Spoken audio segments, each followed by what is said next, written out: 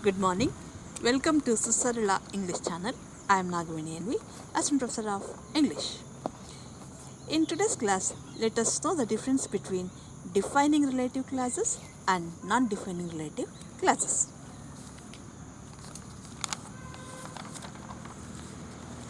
In non-defining relative clauses, for persons we use who, whom, whose. And for things we use which or of which and whose. What's the difference between the defining relative clause and non-defining relative clause? In the defining relative clauses, we define the preceding noun. ಅಂದರೆ defining relative ಕ್ಲಾಸಲ್ಲಿ noun ನಂತರ ಬರ್ತಕ್ಕಂಥ ನಾಮಪದ ನಂತರ ಬರ್ತಕ್ಕಂಥ defining relative class ಆ ತನ್ನ ಹಿಂದೆ ಬಂದಿರತಕ್ಕಂಥ ನಾಮಪದವನ್ನು ವರ್ಣಿಸುತ್ತದೆ ಅಥವಾ ಡಿಫೈನ್ ಮಾಡುತ್ತದೆ.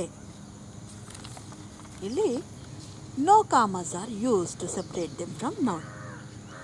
ನಾಮಪದದು ಪದ ಮತ್ತು ರಿಲೇಟಿವ್ ಕ್ಲಾಸ್ ನಡುವೆ ಯಾವುದೇ ಕಾಮವನ್ನು ಬಳಸಿ ನಾವು ಅವೆರಡನ್ನು ಪ್ರತ್ಯೇಕಗೊಳಿಸುವಂತಿಲ್ಲ. ಯಾಕಂದರೆ ರಿಲೇಟಿವ್ ಕ್ಲಾಸ್ ಆ ನೌನನ್ನು ಪ್ರಾಮುಖ್ಯತೆನ ಎತ್ತಿ ಹಿಡಿದು ವಾಕ್ಯದ ಉಳಿದ ಭಾಗಕ್ಕೆ ಅದನ್ನು ಕನೆಕ್ಟ್ ಮಾಡ್ತಾ ಇರುತ್ತದೆ, ರಿಲೇಟ್ ಮಾಡ್ತಾ ಇರುತ್ತದೆ, ಸಂಪರ್ಕಿಸುತ್ತಾ ಇರುತ್ತದೆ.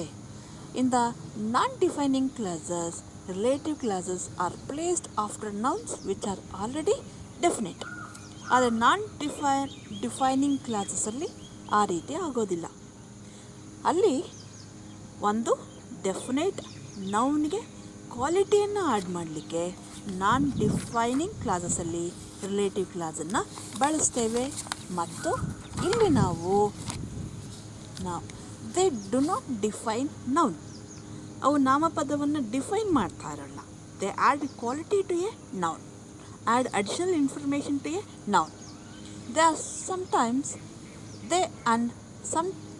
They add something to it by giving some more information to it. They are separated from their nouns by commas. ಅವುಗಳನ್ನು ನಾವು ಅವು ಯಾವ ನಾಮಪದದ ಇನ್ಫಾರ್ಮೇಷನ್ ಅಥವಾ ಗುಣವನ್ನು ಹೇಳ್ತಾ ಇದ್ದಾವೋ ಅವುಗಳಿಂದ ಕಾಮವನ್ನು ಸೇರಿಸೋದ್ರ ಮೂಲಕ ನಾವು ಪ್ರತ್ಯೇಕಿಸ್ತೇವೆ.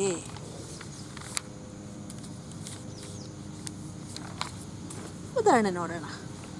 Here are some examples for defining clauses.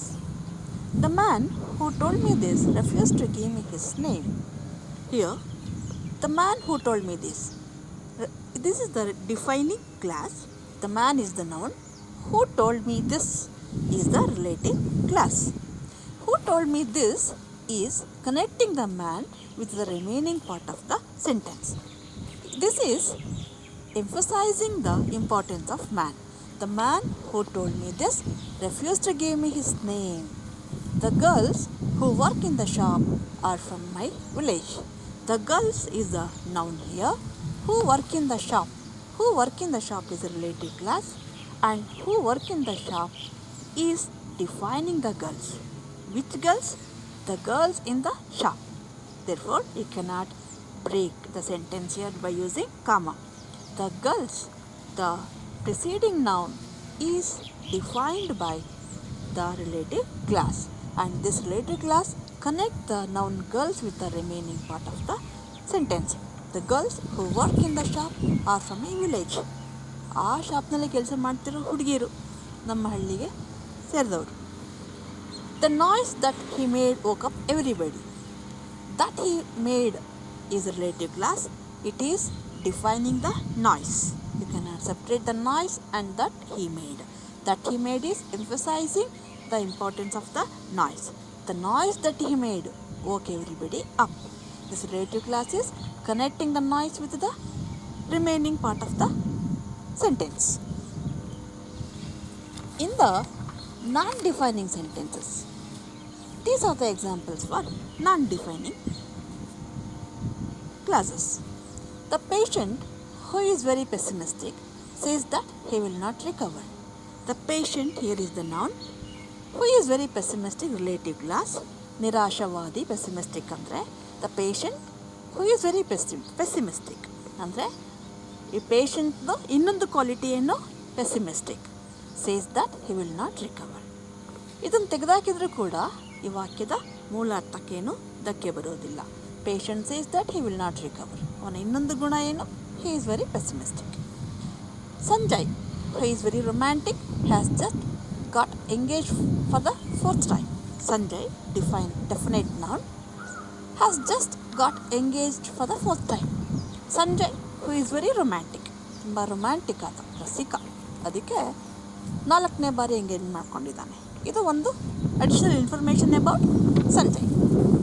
The farmers who work very hard fail to get its benefit.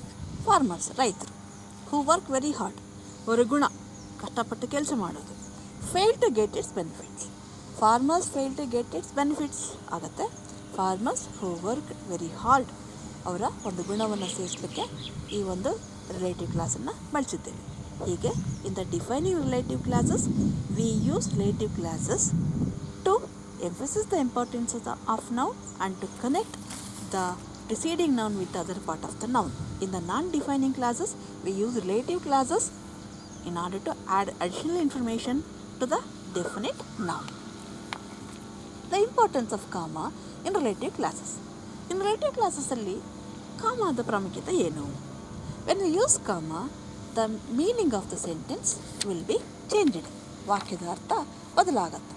ಈಗ let me take one example. The travelers who knew about the floods took another road.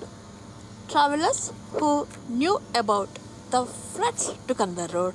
The travelers who knew about the floods took another road. What's the difference between these two sentences? The first sentence is the defining clause. It defines or limits the noun travelers. ಅದು travellers ಅನ್ನೋ ನಾಮಪದವನ್ನು frame ಹಾಕಿ ಇಟ್ಬಿಡುತ್ತೆ. ನೋಡಿ ಇಲ್ಲಿ, the travellers who new about the floods took another road. This means travellers, ಯಾವ ಪ್ರಯಾಣಿಕರಿಗೆ flood ಬಗ್ಗೆ ಮಾಹಿತಿ ಇತ್ತು ಅವರು ಬೇರೆ ದಾರಿಯನ್ನು ತೆಗೆದುಕೊಂಡ್ರು. ಅಂದರೆ ಅರ್ಥ, ಗೊತ್ತಿದ್ದವ್ರು ಮಾತ್ರ, ಗೊತ್ತಿಲ್ಲದರೆ ಇನ್ನೂ ಪ್ರಯಾಣಿಕರಿದ್ದರು, ಅವರು ಫ್ಲಡ್ ಇದ್ದ ದಾರಿಯಲ್ಲೇ ಹೋದರು. In this way we have limited the noun traveller here. But here the travellers who new about the floods took another road. ಅಂದರೆ ಇಲ್ಲಿ ಎಲ್ಲ ಪ್ರಯಾಣಿಕರಿಗೂ ಗೊತ್ತಿತ್ತು. ಇಲ್ಲಿ ನಾವು we are not framing down, ನಾವಿಲ್ಲಿ ಲಿಮಿಟ್ ಮಾಡ್ತಾ ಇಲ್ಲ ಟ್ರಾವೆಲರ್ಸ್ ನೌನನ್ನು.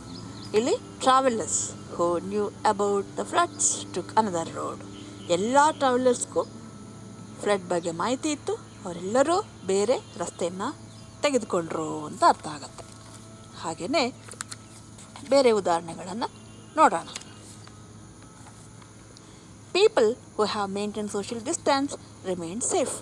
ಇದು ಡಿಫೈನಿಂಗ್ ಕ್ಲಾಸಲ್ಲಿ people who maintain social distance remain safe ಅಂದರೆ ಯಾರಿಗೆ ಸೋಷಿಯಲ್ ಡಿಸ್ಟೆನ್ಸ್ ಬಗ್ಗೆ ಗೊತ್ತಿತ್ತು ಅವ್ರು ಸೇಫಾಗಿ ಉಳಿದ್ರು. ಇಲ್ಲಿ we have limited the noun ಅಂದರೆ ಅರ್ಥ, ಗೊತ್ತಿಲ್ಲದೆ ಇರೋ ಬೇರೆ ಜನ ಇದ್ದರು, ಅವರು ಸೋಷಿಯಲ್ ಡಿಸ್ಟೆನ್ಸ್ ಮೇಂಟೈನ್ ಮಾಡಲಿಲ್ಲ, ಅವ್ರು ಅನ್ಸೇಫ್ ಆದರು ಅಂತ. People who maintain social distance remain safe. Here ಜನ, ಎಲ್ಲರಿಗೂ ಸೋಷಿಯಲ್ ಡಿಸ್ಟೆನ್ಸ್ ಬಗ್ಗೆ ಗೊತ್ತಿತ್ತು, ಅವರೆಲ್ಲರೂ ಸೇಫಾಗಿ ಉಳಿದರು ಅಂತ ಅರ್ಥ ಆಗುತ್ತೆ. ಹಾಗೆಯೇ the students who are from the remotest villages have fail to reach home during the lockdown period. ಇಲ್ಲಿ ಸ್ಟೂಡೆಂಟ್ಸ್ನ ನಾವು ಲಿಮಿಟ್ ಮಾಡ್ತಿದ್ದೀವಿ. There are so many students who are from the remotest villages have failed to reach home during the lockdown period.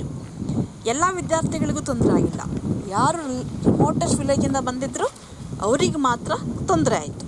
ಇಲ್ಲಿ the students who are from the remotest villages have failed to reach home during the lockdown period. ಇಲ್ಲಿ ಎಲ್ಲ ವಿದ್ಯಾರ್ಥಿಗಳು, ಯಾವ ವಿದ್ಯಾರ್ಥಿಗಳು, ರಿಮೋಟೆಸ್ಟ್ ಪಾರ್ಟಿಂದ ಬಂದಿರತಕ್ಕಂಥ ಎಲ್ಲ ವಿದ್ಯಾರ್ಥಿಗಳು ಒಳಗೊಳ್ತಾರೆ. ಇಲ್ಲಿ students who are from the remotest villages have failed to reach home during the lockdown period. ನೀವು ಮೇಡಮ್ ಇಲ್ಲಿ ನಾವು ಬರಹದಲ್ಲೇನೋ ಕಾಮ ಹಾಕಿ ನೋಡ್ತೀವಿ, ಕಾಮ ಹಾಕ್ತೀವಿ, ಸಪ್ರೇಟ್ ಮಾಡ್ತೀವಿ, ಆದರೆ ಸ್ಪೀಕಿಂಗಲ್ಲಿ ಹೇಗೆ ಮಾಡೋದು? ನೀವು ಆಲ್ ಇಂಡಿಯಾ ರೇಡಿಯೋ ನ್ಯೂಸನ್ನು ಕೇಳಿ, ನಿಮಗೆ ಅಲ್ಲಿ ಇಂಟೋನೇಷನ್ ಮೂಲಕ ನಾವು ಹೇಗೆ ಈ ವೇರಿಯೇಷನನ್ನು ಉಂಟು ಮಾಡ್ಬೋದು ಅರ್ಥದಲ್ಲಿ ಅಂತ ಗೊತ್ತಾಗುತ್ತೆ. ಎಲ್ಲಿ ಪಾಸ್ ಕೊಡಬೇಕು, PAUSE ಪಾಸ್, ಎಲ್ಲಿ ಕೊಡಬಾರ್ದು ಅನ್ನೋದ್ರ ಮೇಲೆ ನಮ್ಮ ವಾಕ್ಯದ ಅರ್ಥ ನಿಂತಿರ್ತದೆ, ಮಾತಿನ ಅರ್ಥ ನಿಂತಿರುತ್ತೆ. ನೋಡಿ ಇಲ್ಲಿ, people who maintain social distance, I gave the pass here, remain safe.